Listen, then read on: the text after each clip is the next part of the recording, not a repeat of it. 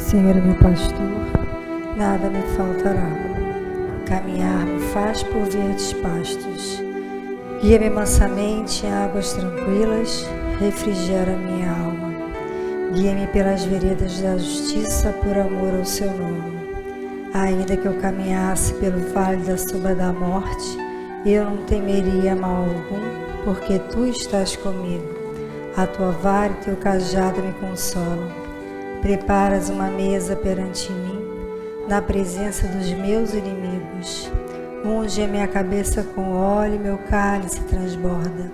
Certamente que a bondade e a misericórdia me seguirão todos os dias da minha vida, e eu habitarei a casa do Senhor por longos dias.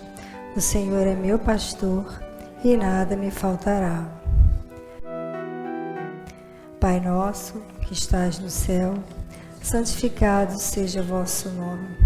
Venha a nós o vosso reino, seja feita a vossa vontade, assim na terra como no céu. O pão nosso de cada dia nos dai hoje, perdoai as nossas ofensas, assim como nós perdoamos a quem nos tem ofendido. Não nos deixeis cair em tentação, mas nos livrais do mal. Ave Maria, graça, o Senhor é convosco. Bendita sois vós entre as mulheres, bendito é o fruto do vosso ventre, Jesus. Santa Maria, Mãe de Jesus, rogai a Deus por nós pecadores, agora e na hora de nossa morte.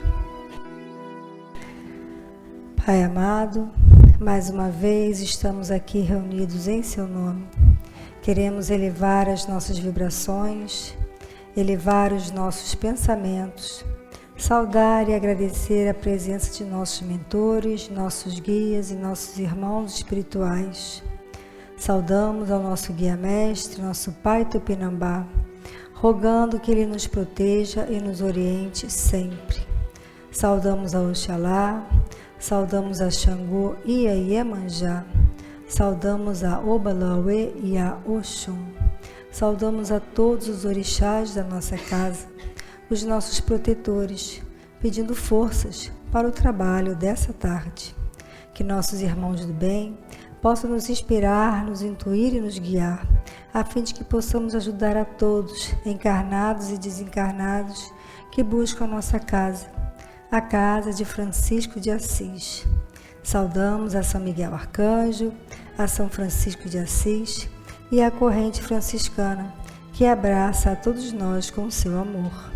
Rogamos que possamos ter paz, entendimento e equilíbrio, que todos nós possamos ter serenidade para aceitar tudo aquilo que não podemos mudar, vivendo com tranquilidade e harmonia. Pedimos pelos idosos, pelos enfermos, por todos que se encontram desamparados, hospitalizados e angustiados.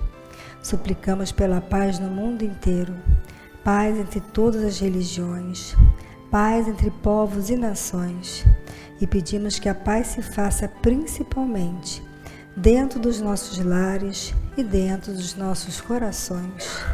Pedimos por todas as crianças do mundo, que elas possam crescer longe da violência e longe do abandono, que elas possam crescer num ambiente de amor.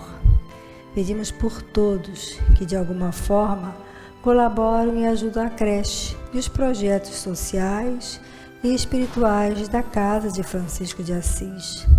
Queremos pedir por todos os espíritos, encarnados e desencarnados, cujos nomes foram colocados em nossa caixinha de pedidos. Por fim, queremos pedir por toda a humanidade, que o bem e o amor vençam sempre. Assim seja. Da sabedoria do Evangelho de Torres Pastorino, almoço com o fariseu. Lucas, capítulo 11, versículos de 37 a 41. Tendo acabado de falar, pediu-lhe um fariseu que almoçasse com ele, e havendo entrado, reclinou-se à mesa. Vendo isso, o fariseu estranhou, porque não se lavou antes do almoço. O Senhor, porém, disse-lhe: Agora vós, os fariseus, Limpais o exterior do copo e do prato, mas vosso interior está cheio de rapina e de maldade. Insensatos, acaso quem fez o exterior não fez também o interior? Dai, porém, em esmolas o conteúdo, e eis que todas as coisas são limpas para vós. Comentários, explicações de Torres Pastorino. Esse trecho privativo de Lucas arma o cenário de uma série de ofensas em que Jesus demonstra toda a falsidade dos fariseus, escribas e doutores da lei, falando sem constrangimento, resistindo-lhes na cara com tal autoridade e firmeza que ninguém ousou retrucar nem desmentir. Um fariseu, sem citação de nome, sem identificação possível, um dentre a coletividade, após ouvir-lhe as palavras, pede que aceite almoçar em sua casa. Jesus aceita, entra ali no lar e reclina-se à mesa. O fariseu estranha, pois Jesus, o conhecido rabi, não fizera os rituais de limpeza.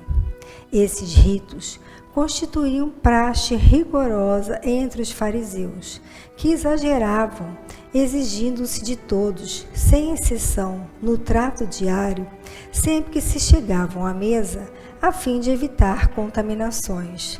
O mestre vai direto ao assunto, mostrando que não é o recipiente físico-material que necessita de limpeza, mas o interior, o âmago, o coração deles, que se revela, no entanto, cheio de rapina e de maldade. Jesus revela perceber que essa exigência rígida constitui uma transferência psicológica em que a criatura descarrega no objeto todo o peso da própria consciência, para com isso sentir-se aliviada.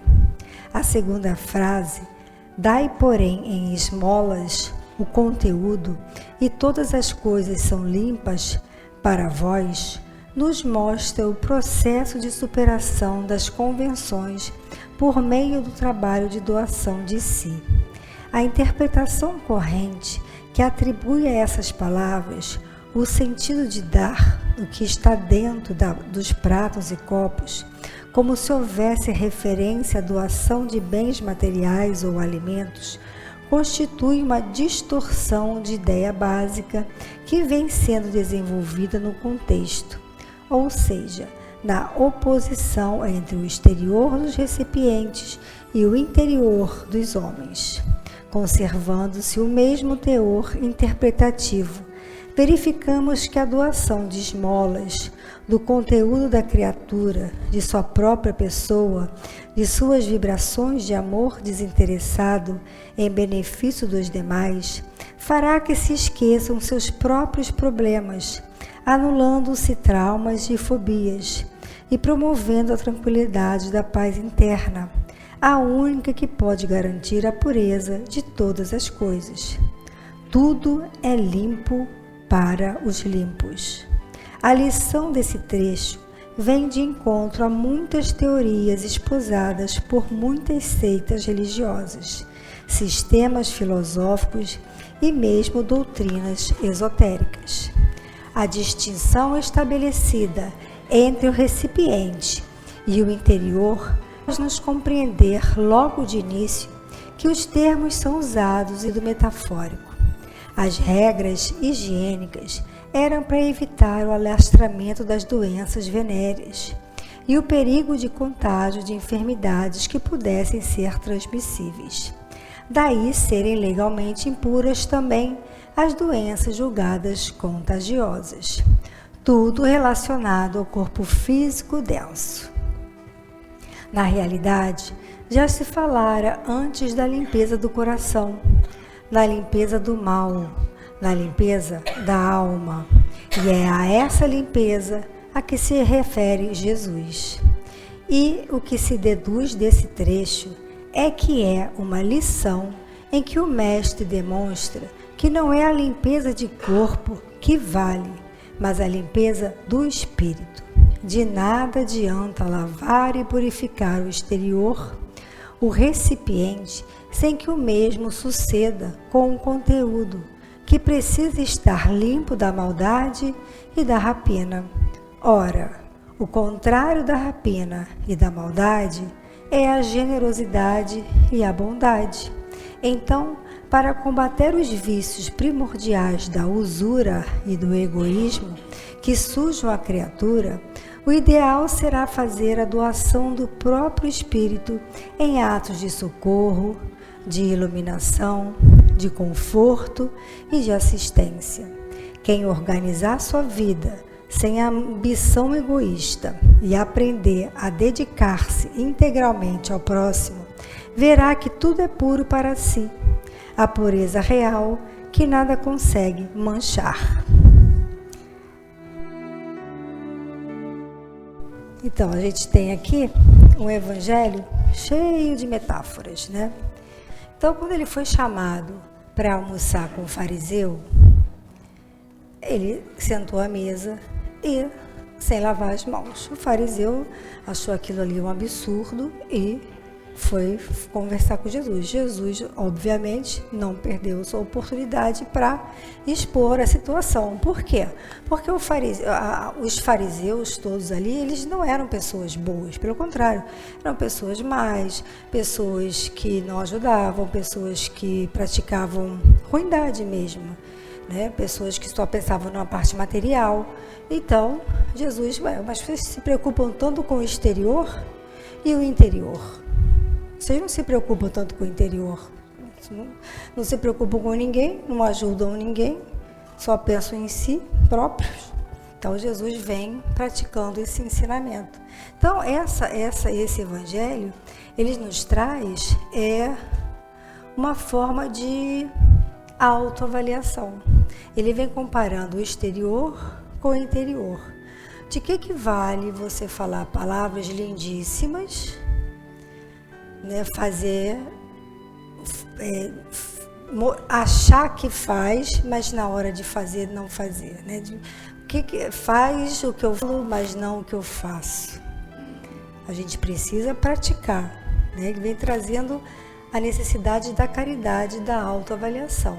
Não adianta a gente só falar, a gente precisa praticar, a gente precisa dar o exemplo. É aquela questão do material versus o espiritual.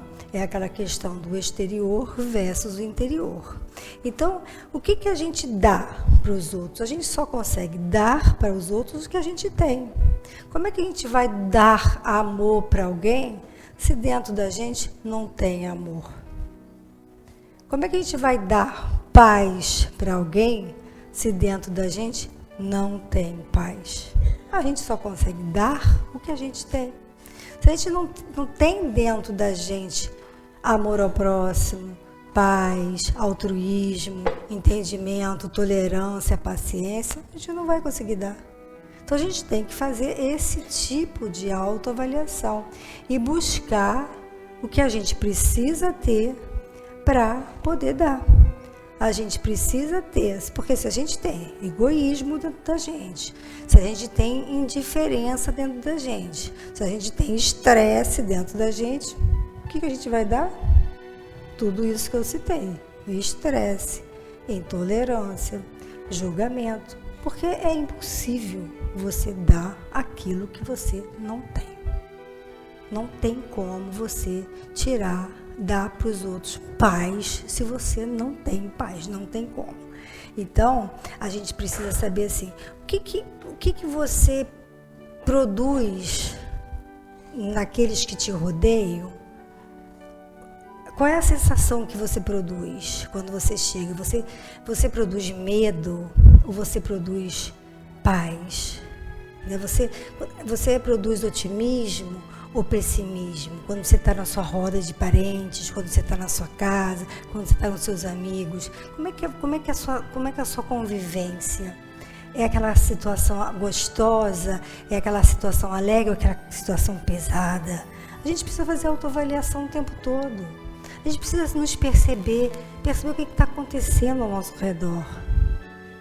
Como é que eu estou trazendo? O que está vindo junto com a gente? Como é que eu estou chegando no meu ambiente? Como é que eu estou ficando no meu ambiente? Que vibração eu estou trazendo? Que vibração eu estou tendo? Tudo é a gente que faz. São escolhas nossas. A gente precisa produzir isso dentro da gente, para a gente poder melhorar. A gente precisa de esforço. Deus, ele não cobra acertos o tempo todo. Ele cobra esforço. A gente precisa nos esforçar para sermos pessoas melhores o tempo todo. O esforço conta muito. O esforço de melhorar é muito importante. É mais importante do que tudo. Porque você está ali se esforçando, querendo melhorar. Isso tudo é praticamente tudo na vida. Porque se você está aqui, nesse mundo de provas e expiações, é porque você precisa melhorar. Todos nós. Nenhum escapa. Aí cabe a cada um a consciência de que precisa melhorar e o esforço para tal. Porque senão repete de ano e ok. Né? Cada um sabe de si, o livre-arbítrio está aí para isso. Então, esse almoço com o fariseu, essa lição aqui, é importantíssimo, porque não adianta a gente falar pra caramba, pregar pra caramba, fazer aquele exterior. Aquela pessoa ali, só que os outros acham, né? Não, a gente tem que praticar, a gente tem que ser o que a gente, não só achar, ser o que parecer, né? Não ser só achar o que os outros pensam que a gente é. Nós precisamos ser, a gente tem que praticar a caridade. Fazer com que os outros pensem e a gente seja de fato. Aquela pessoa pratica de fato a caridade. Aquela pessoa ajuda de fato. As palavras, elas vão embora. O ato é que é importante. Muitas vezes as pessoas só falam e não fazem. O mais importante é você praticar.